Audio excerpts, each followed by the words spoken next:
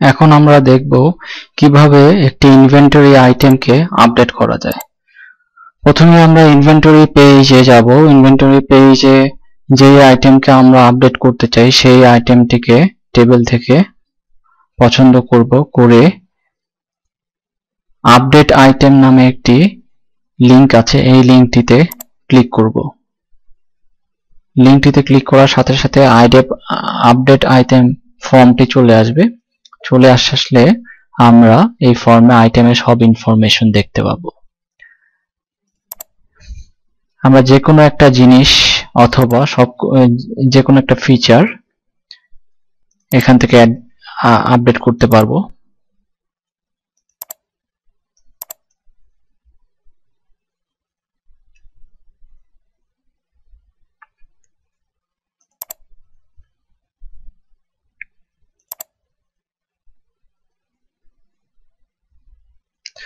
করে আমরা submit click করলেই আইটেমটি সাকসেসফুলি আপডেট হয়ে যাবে।